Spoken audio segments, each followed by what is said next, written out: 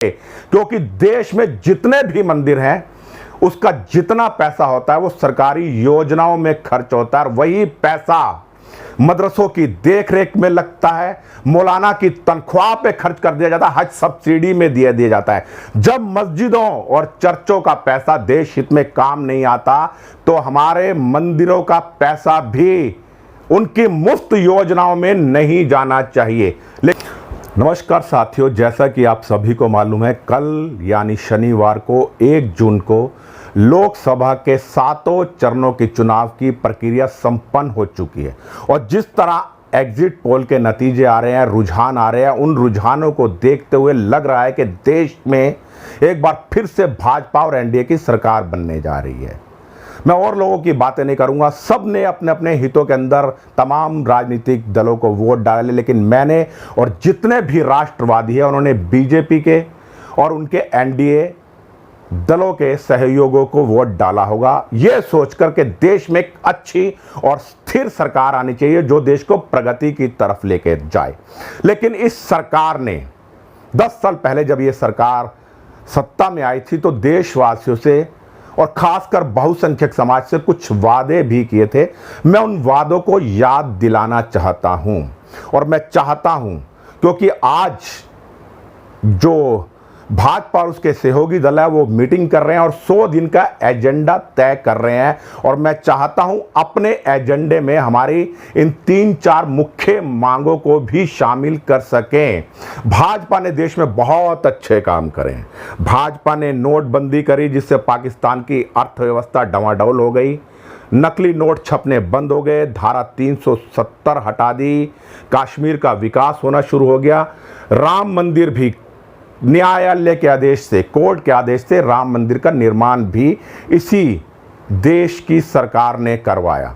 लेकिन मैं पूछना चाहता हूं, राम मंदिर का पैसा क्या गवर्नमेंट अपने अधीन नहीं लेगी? क्योंकि राम मंदिर में रोजाना करोड़ों रुपए का चढ़ावा जा रहा है। मैं भाजपा और उनके शीर्ष नेताओं से एक निवेदन करना चाहूंगा, भगवान राम आपकी भी आस्था है और हमारे क्या पूरे देशवासियों की आस्था है। मैं चाहता हूं वहां जो चढ़ावा चढ़े वो सरकार अपने अधीन ना ले, उस चढ़ावे से वो गुरुकुलों का निर्माण करे, शक्ति पीठों का निर्माण करे, क्योंकि देश में जितने भी मंदिर हैं उसका जितना पैसा होता है वो सरकारी योजनाओं में खर्च होता है और वही पैसा मदरसों की देखरेख में लगता है, मौलाना की तनख्वाह पे खर्च कर दिया जाता है, हज सब्सिडी में दिया जाता है।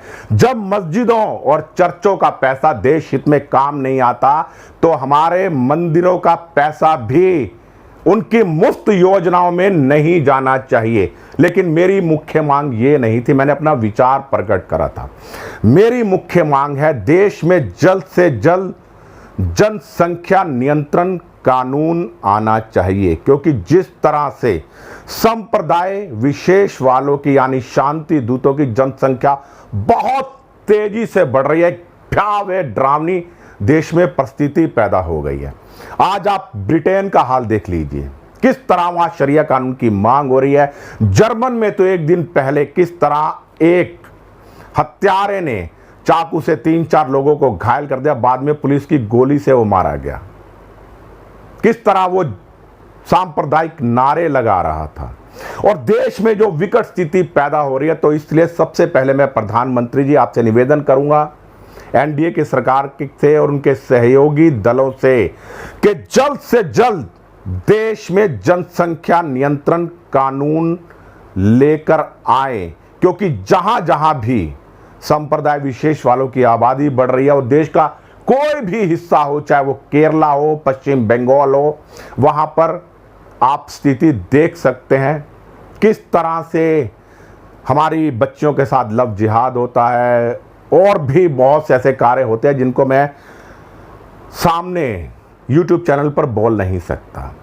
और ऐसा कठोर कानून आना चाहिए क्योंकि उनको लचर कानून से उनके ऊपर कोई फर्क नहीं पड़ने वाला। अगर आप उनकी सब्सिडी बंद कर देते हैं या उनको सरकारी नौकरियों में आरक्षण नहीं देते तो उनको कोई फर्क नहीं पड़ता, क्योंकि वो सरकारी नौकरी चाहते नहीं है, ज्यादातर अनपढ़ हैं, कोई बढ़ई का काम करता है, कोई पीओपी का काम करता है, कोई मैकेनिकल काम करता है, कोई फल बेचने का, सब्जी रेडी का, मतलब ज्यादातर हाथ के कामगार इसी संप्रदाय से आते हैं, तो उनको सरकारी नौकरी की कोई आवश्यकता नहीं है। आप जब तक उनका वोटिंग का राइट्स खत्म नहीं करेंगे, यानी उनके मताधिकार का हक उनसे नहीं छीन लेते, तब तक वो देश में जनसंख्या बढ़ाने से बाज नहीं आएंगे। क्योंकि एक गजवा हिंद के तहत वो देश में जनसंख्या बढ़ा रहे हैं और अपने वोटों के दम पर वो देश की सत्ता परिवर्तन कर लेंगे। इस बार जैसे मैंने बताया कि चुनावों में 4 जून को जो हम अपेक्षा कर रहे हैं, एग्जिट पोल बता रहे हैं उससे ज्यादा सीटें भाजपा को मिलने वाली हैं। लेकिन हरियाणा में आपको नुकसान भी पहुंच रहा है, दिल्ली में हो सकता है, जहां पर संप्रदाय विशेष की आबादी ज्यादा है। मैं एक अनुमान के अनुसार कह रहा हूं, चाहे वो उत्तर पूर्वी दिल्ली हो जहां से कन्हैया कुमार जैसा कैंडिडेट खड़ा है देशद्रोही, या चांदनी चौक, वहां आप देख लीजिएगा बहुत कम मार्जिन से जीते हैं। अगर नहीं जीत सकते तो हो सकता है आपकी हार भी हो सकती है। ये मेरा केवल अनुमान है, आप देख लीजिएगा जहां जहां भी संप्रदाय विशेष वालों की आबादी है, भाजपा कम मार्जिन से जीतेगी। यानी ये साफ जाहिर है कि आप कुछ भी कर ले, फ्री अन्न योजना चला ले या उनके लिए आवास विकास की योजना चला ले, कुछ भी योजना चला ले, वो आपको वोट देने वाले नहीं है। और ये मेरी बात बिल्कुल सत्य निकलेगी। आप प्रतिशत देख लीजिएगा, जहां हिंदू बहुल आबादी है वहां भाजपा बड़े जीत का अंतर होगा, और जहां ये संप्रदाय विशेष के लोग हैं वहां जीत का अंतर होगा तो ना के बराबर, यानी कुछ हजार वोटों में जीत का अंतर आ जाएगा। तो आपको सबसे पहला जो कानून लाना चाहिए, इन 100 दिन की योजना के अंदर जनसंख्या नियंत्रण कानून लाना चाहिए। दूसरी मांग मेरी नहीं, देश की तमाम जनता की जो मांग है वो है घुसपैठ नियंत्रण कानून की मांग। आज गैर सरकारी आंकड़ों के मुताबिक देश में 8 करोड़ से ज्यादा अवैध बांग्लादेशी और रोहिंग्या रह रहे हैं। यानी यहां तक कि देश की राजधानी के ओखला क्षेत्र के मदनपुर खादर में बकायदा उनकी बस्ती बसी हुई है इन इनलीगल माइग्रेंट्स की। तो क्यों नहीं आप इनको डिटेंशन कैंपों में डालते, इनकी कंट्री में इनको डिपोर्ट करते? ये देश के लिए बहुत बड़ा खतरा है। आप आंकड़े उठा के देख लीजिए, जहां भी बांग्लादेशी और रोहिंग्या, वहां पर क्राइम चार्ट कितना ऊपर है। चाहे वो सीमापुरी है, दिल्ली का जाफराबाद है, वेलकम है, जहां जहां ओखला है, शाहीन बाग है, वहां क्राइम रेट क्या है। पिछले कुछ दिनों में जाफराबाद और वेलकम में 6-7 निर्मम तरीके से कत्ल हो चुके हैं। और ये पुलिस को भी मालूम है, जहां जहां ये लोग रह रहे हैं वहां अवैध तरीके से नशे का कारोबार हो रहा है, चैन स्नैचिंग हो रही है। तो सबसे पहले आपको जनसंख्या नियंत्रण कानून, उसके बाद घुसपैठ नियंत्रण कानून, और ऐसा सख्त कानून होना चाहिए। कोई भी अवैध घुसपैठिया अगर आपकी सीमा में आता है उसको वार्निंग दीजिए, अगर वो नहीं मानता तो उसको शूट एंड साइट देखते ही गोली मारने का आदेश होना चाहिए। और जो भी एजेंसियां इसमें सम्मिलित है जो घुसपैठ करवाती है, उनके ऊपर भी कड़ी से कड़ी कार्रवाई होनी चाहिए। और जो इनके आधार कार्ड और नकली वोटर आई कार्ड बनाते हैं उनकी भी देश से नागरिकता रद्द होनी चाहिए और उनको भी उन्हीं कंट्रियों में भेज देना चाहिए, बर्मा, बांग्लादेश और पाकिस्तान में। और तीसरी जो हमारी मांग है वो है यूसीसी, यानी समान नागरिक संहिता। कहने को तो हिंदू इस देश का बहुसंख्यक है, लेकिन शायद हिंदू 8वें दर्जे का नागरिक बनकर रह गया है। अल्पसंख्यक के नाम पर सबसे ज्यादा सुविधाएं संप्रदाय विशेष वालों को दी जाती हैं, उसके बाद दूसरी माइनॉरिटी को दी जाती है। बाकी दूसरी माइनॉरिटियों को कुछ सुविधा लेने की जरूरत भी नहीं है, क्योंकि सिख बहुत संपन्न है, चाहे वो पारसी हो, जैन हो, आर्थिक रूप से बहुत संपन्न है, वो सरकारी मदद के ऊपर आश्रित भी नहीं है। सबसे ज्यादा सरकारी मदद का जो फायदा उठाते हैं वो शांति दूत है। चाहे आप हॉस्पिटल्स में देख लीजिए, राशन की लाइनों में देख लीजिए, मुफ्त की योजना में देख लीजिए, और ये जो दवा खाने बना रखे हैं इसमें आप सबसे ज्यादा अगर इनकी संख्या देखेंगे तो इन्हीं की नजर आएगी। ये मुफ्त की योजनाओं का लाभ तो उठाते हैं लेकिन वोट कभी भी भाजपा को नहीं देते हैं। और ये बात बिल्कुल सत्य है, 100% सत्य है। आप ये आंकड़े उठाकर देख सकते हैं। यानी इस देश के अंदर जब तक समान नागरिक संहिता नहीं आएगी, क्यों एक संप्रदाय को विशेष छूट है, क्यों उनको छूट है कि वो 4-4 शादियां कर सकें और जितने मर्जी चाहे बच्चे पैदा कर सकें। लेकिन वहीं दूसरी तरफ अगर हिंदू परिवार जिनके घर में बच्चा भी नहीं हो पा रहा, वो बच्चा एडॉप्ट करें, दूसरी शादी नहीं कर सकते हैं, चाहे पत्नी की भी मर्जी है कि आप दूसरा विवाह कर लीजिए और हमारे घर में अपनी एक संतान कहने को हो जाए, लेकिन उसके लिए वो अपराध है, उसके लिए उसको जेल में डाल दिया जाता है। तो ऐसा तुष्टीकरण क्यों है? यह तुष्टीकरण पिछले 76 वर्षों से होता आ रहा है इस देश के अंदर, जब से देश को आजादी मिली है।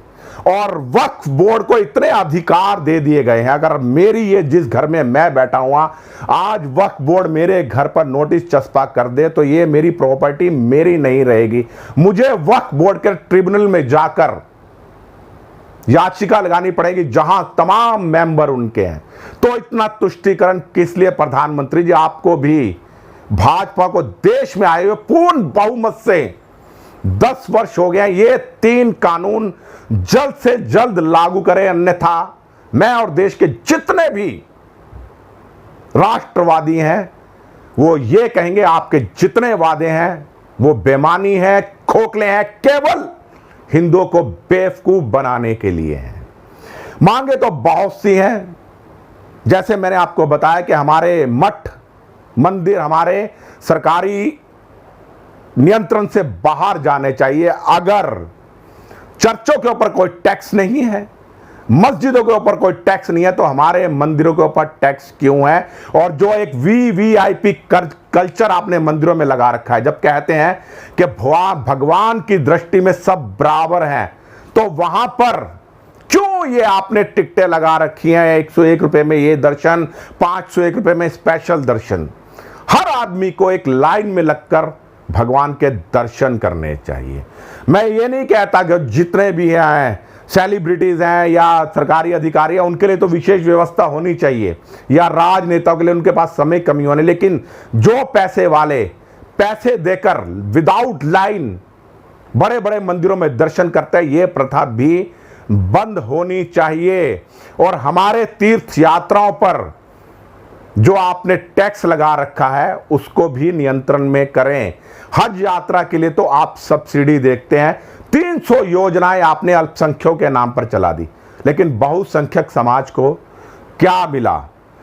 और मैं चाहता हूं कि मेरे जितने देशवासी हैं इस वीडियो को ज्यादा से ज्यादा शेयर करें, ताकि सरकार के कानों में यह बात पहुंच सके कि हम इस देश में इन 4 मांगों के एवज में भाजपा और एनडीए को वोट करा था। जनसंख्या नियंत्रण कानून, घुसपैठ नियंत्रण कानून, समान नागरिक संहिता और हमारे मंदिर और मठों को सरकारी नियंत्रण से मुक्त होना चाहिए। जो मंदिरों का पैसा है वो हिंदू हित में काम आना चाहिए। हिंदू अपनी स्वेच्छा से मंदिरों में पैसा चढ़ाता है, तो हिंदुओं का पैसा हिंदुओं के ही काम आना चाहिए, ना कि जो देश को विघटन करना चाहते हैं, तोड़ना चाहते हैं, उन लोगों के काम में आना चाहिए।